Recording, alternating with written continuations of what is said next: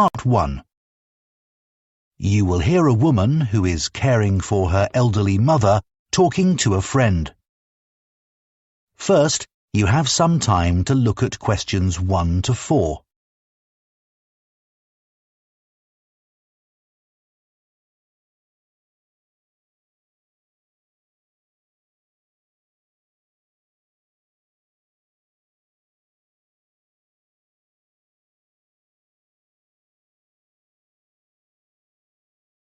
Now listen carefully and answer questions 1 to 4. It's really good to see you, Tom. Since I had to give up work, I feel I'm losing touch with my friends and colleagues. We really miss you in the office. We were all so sorry you had to leave. But you must be relieved to have more time to look after your mother. How is she? Well, she's very cheerful, but she needs a lot of help. Have you tried to get any support from the local council? No, I didn't know I could. Yes, they offer different kinds of practical support. They realise that carers sometimes need time for all the other responsibilities they have, apart from the person they're caring for, and also that they sometimes need a break. Absolutely. Okay, so tell me more. How do I go about getting this support? Well, you'd have to have an assessment of your mother's needs. That means someone would come round and talk to you about the situation and what you need. So, for a start, they'd want to know the amount of time you spend looking after your mother every day. Okay. Then they'll probably ask you what sorts of tasks you do for your mother during the day. Things like if she needs help with getting dressed, for example. Right, I help her with that. And also I help her get into the shower in the morning. Yes, that sort of thing. They'll probably ask you if you do the shopping for her and help her at meal times, and whether she can cope using money. Yes, that's becoming a bit of a problem. She used to be very good at it, but not anymore. Before you hear the rest of the conversation, you have some time to look at questions 5 to 10.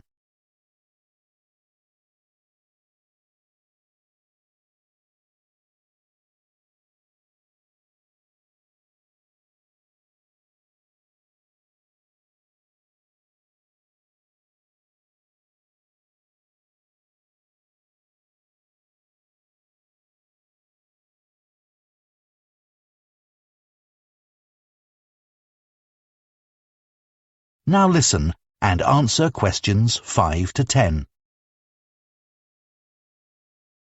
And be ready to tell them about anything you find particularly difficult about caring for your mother.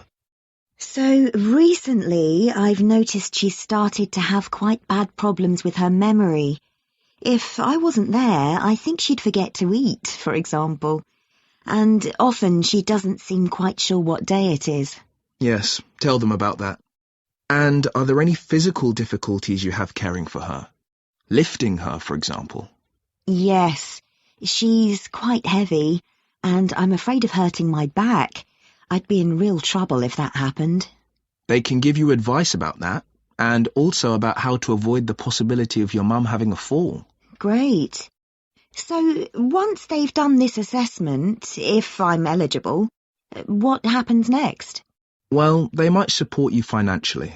So they might help you with transport costs, like if you have to get a taxi to take your mother for an appointment, for example. I usually drive her myself, actually. So could I claim for the petrol? You could. And you can claim for the insurance too. Oh, right. And if you need help with the housework, they can arrange for someone to come along once or twice a week. And one other thing. I hope you don't mind me saying this, but it's important you look after yourself. And it seems to me you're under quite a bit of stress. I am, yes. Well, tell the council, because they may be able to give you some advice on how to minimise it. Really?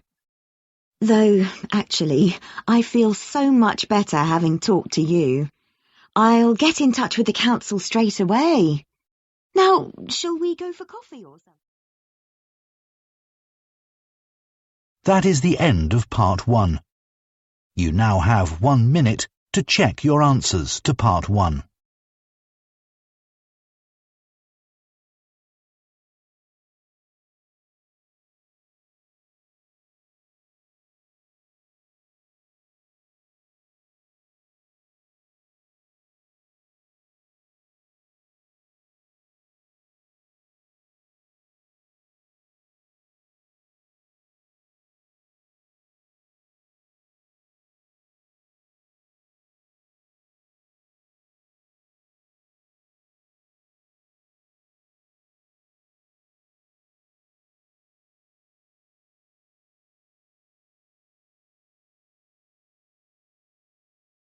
Part 2. You will hear a man who works for Elmley Town Council talking to some people who want to join the small town's volunteer scheme. First, you have some time to look at questions 11 to 16.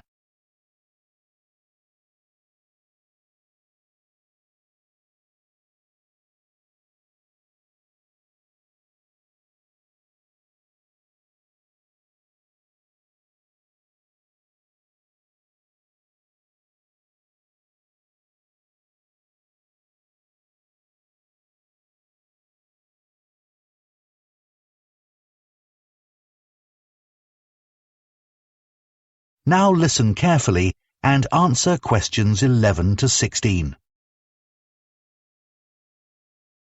Good morning, everyone. I'm Steve Wainwright from Elmley Town Council, and I organise the town's volunteer scheme.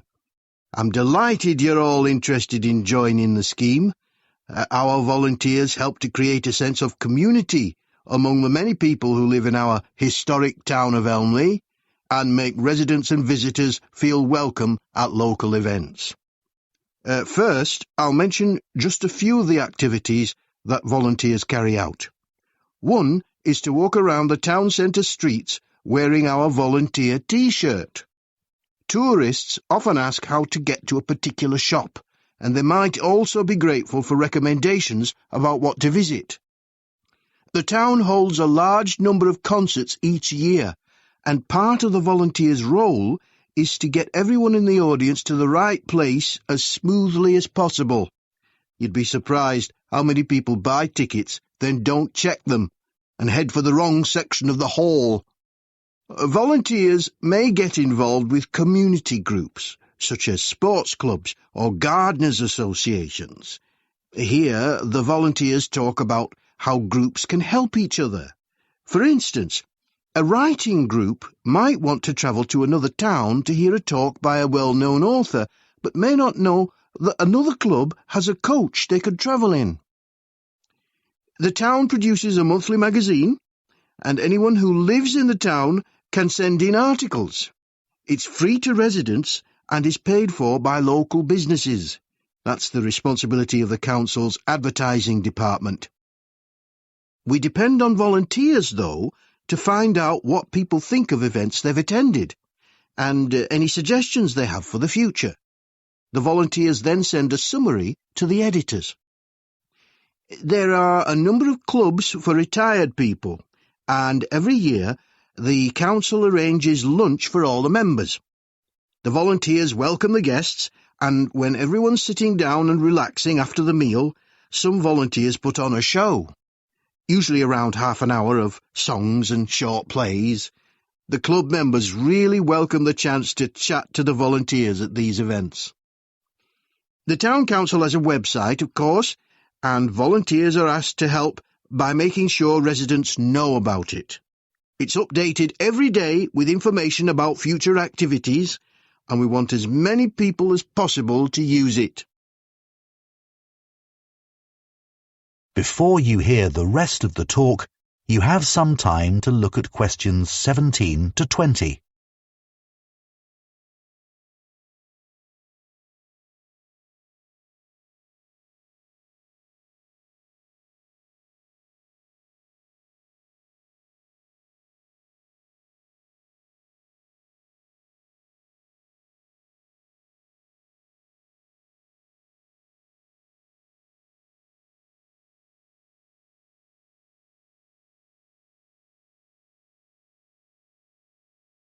Now listen and answer questions 17 to 20. OK, now you know some of the things our volunteers do. I'll go on to some practical matters. As you probably know, the town arranges 3 major festivals every year, and they all depend on a large number of volunteers. The book festival lasts 3 days and uses several venues which all need volunteers. More are needed for the music festival because that lasts a whole week, and even more help is required for the science festival, even though it's only 2 days long. It involves quite a lot of venues, though. It's a good idea to help at the festival you're most interested in, because you can attend most of the events for free. We try to use volunteers who are flexible, though, because some festival events are held outdoors and the weather may affect the size of the audience and even whether the event can take place, so there can be changes at short notice. What's essential, though, is being able to get on well with other people and also to deal with someone who's behaving badly, as occasionally happens. Our plan is to get you all working in September, after a week's training starting on the 2nd. So we'll be timetabling you for duties the following week from the 9th onward. Later, in the week beginning September 23rd, we have a chat with each of you to find out how you feel about being a volunteer and what extra support you need. As a thank you to the volunteers, we arrange an annual event. In recent years, we've had a party in the town hall, and last year, a barbecue in Chamber Park. Our forthcoming event is a trip along the canal from here to Dewhurst and back. It's on Saturday, September the 28th, and if you'd like to attend, you can sign up once you start work. Now, this is the Volunteers T-shirt. That is the end of Part 2. You now have 30 seconds to check your answers to Part 2.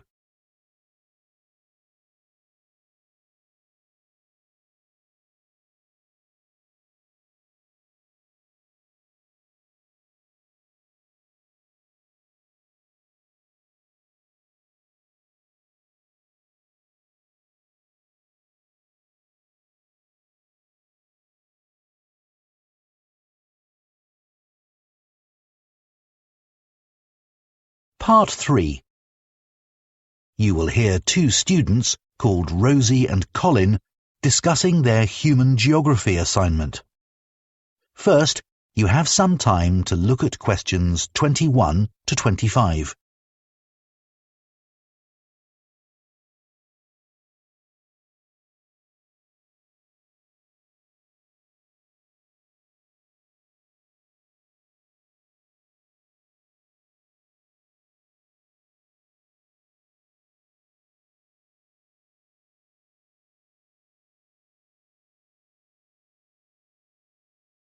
Now listen carefully and answer questions 21 to 25. Colin, I'm really struggling to think of a topic for our human geography assignment. Me too, Rosie. I'll tell you what, let's think about the different aspects of human geography and see if we can narrow the topic down a bit to help us decide. OK, so one aspect is population. That would be all about population density and migration and so on. Lots of facts and statistics. Maybe a bit boring? Yeah, but quite straightforward to find on the internet. Suppose so. How about health? I'd never thought about the links between that and geography until Professor Lee gave us that lecture on cholera.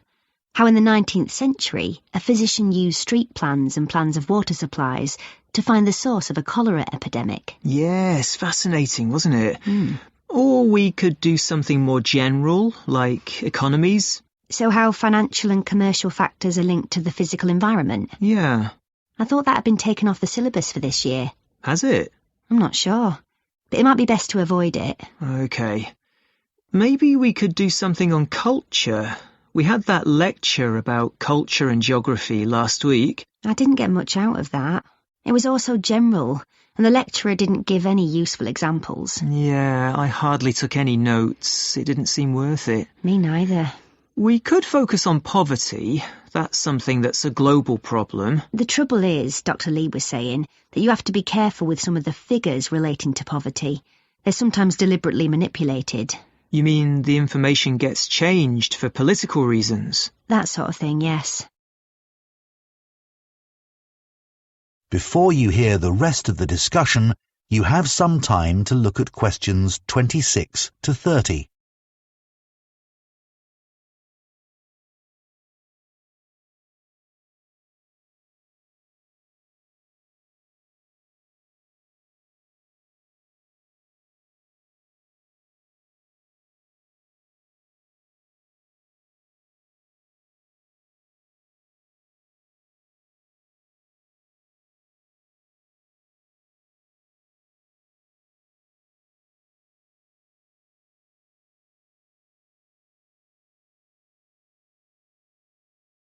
Now listen and answer questions 26 to 30. So what are we going to do our assignment on?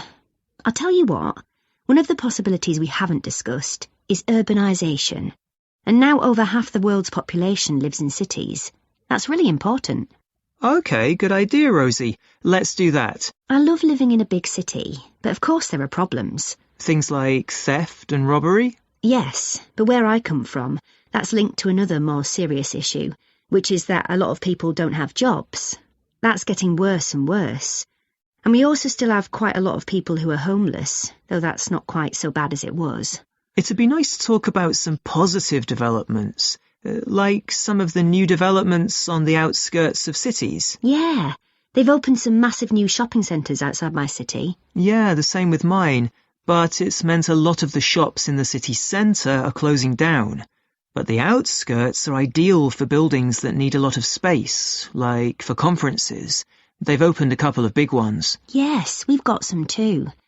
It'd be nicer to have more facilities for things like football too, but that's not happening where I live. Same in my area. We could include something about developing disused industrial sites.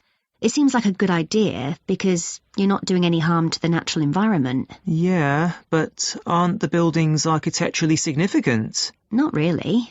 And what people forget is that they often used quite dangerous materials, chemicals and things, which haven't been properly cleared away, so the whole site has to be made safe. That can't be cheap, and I bet it's often not budgeted for. You're right.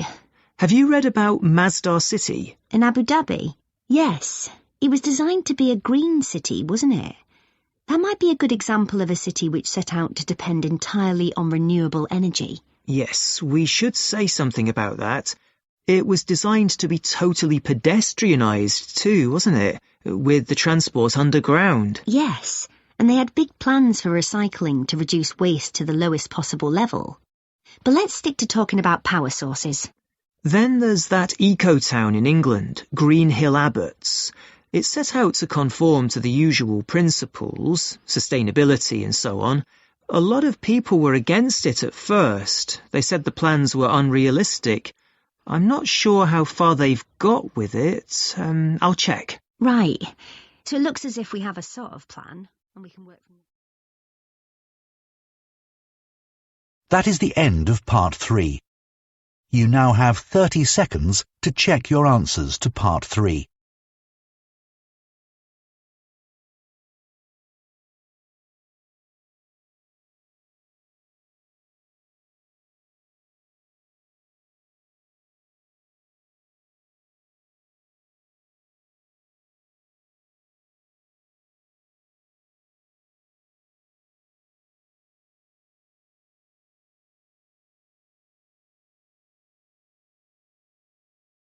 Part 4. You will hear part of a food science lecture on fashions in food. First, you have some time to look at questions 31 to 40.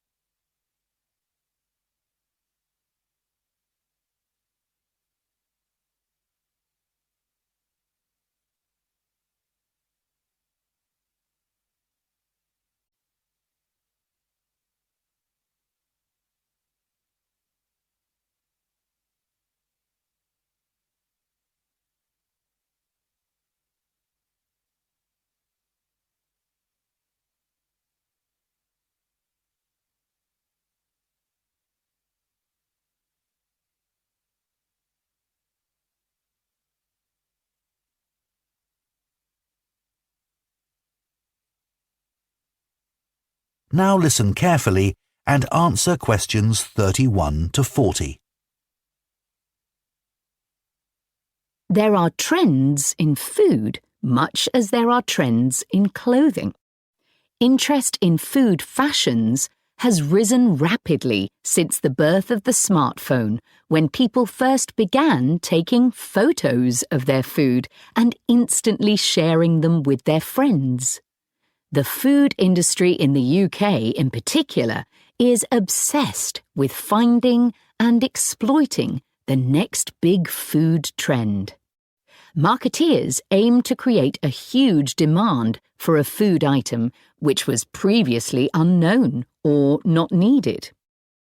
One of the most effective ways of promoting a new food product is by using social media influencers as brand ambassadors. In return for free samples, many influencers will post content about a product. Although there are influencers with hundreds of thousands of followers who can command large fees for their services. Companies which sell vegan produce were pioneers in being able to increase sales really quickly in this way. For a food item to become really popular, it has to be readily available. So supermarkets have a role to play in creating a new food trend. They have dedicated teams closely following which new products or ingredients are trending on social media and are particularly interested in what well-known chefs are putting on their menus.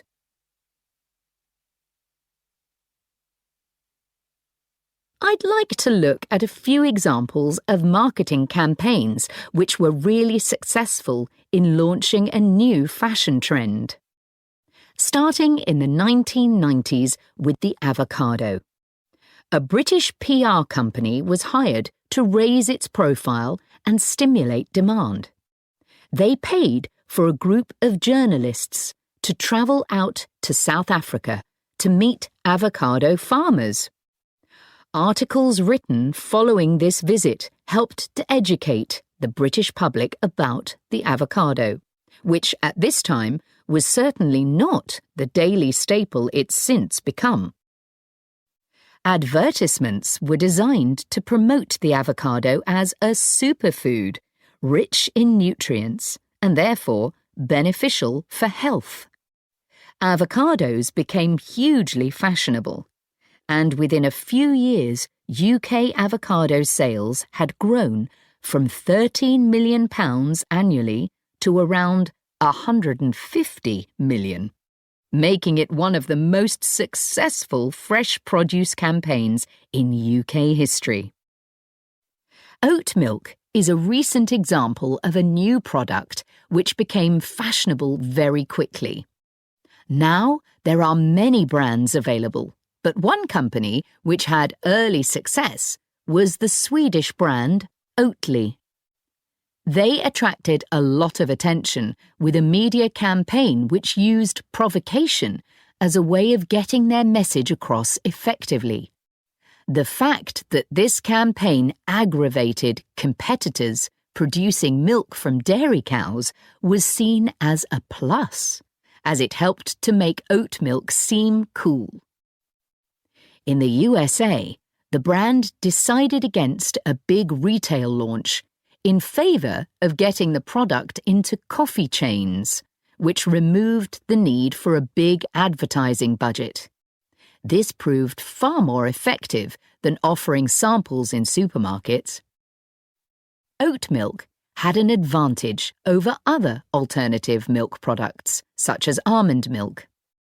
Many consumers prefer it because it has less of an impact on the environment. It requires significantly less water to produce than other alternative milk products, and it also has a relatively low carbon footprint.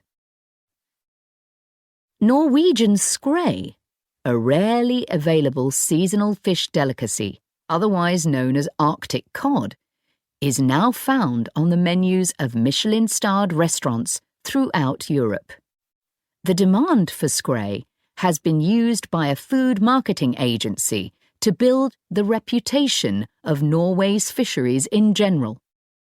Marketing surveys have shown that a significant number of shoppers now associate Norway with excellent seafood. Food trends, can be considered a good thing in some ways, as they can benefit farmers and food producers enormously. The public can also be encouraged to buy things which are more sustainably produced. But ethical concerns have been raised about the effects a surge in demand can cause. Quinoa is a classic example. This plant is native to Peru, and when demand peaked some years ago, the price soared, making it unaffordable for local people. While the popularity of quinoa has benefited farmers financially, there have been other negative consequences. As demand grew, farmers began working the land all year round in order to produce more quinoa. One issue has been that the fertility of the soil decreased dramatically, which could potentially lead to desertification in some areas. Another example would be the case of...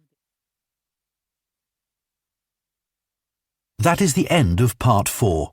You now have 1 minute to check your answers to Part 4.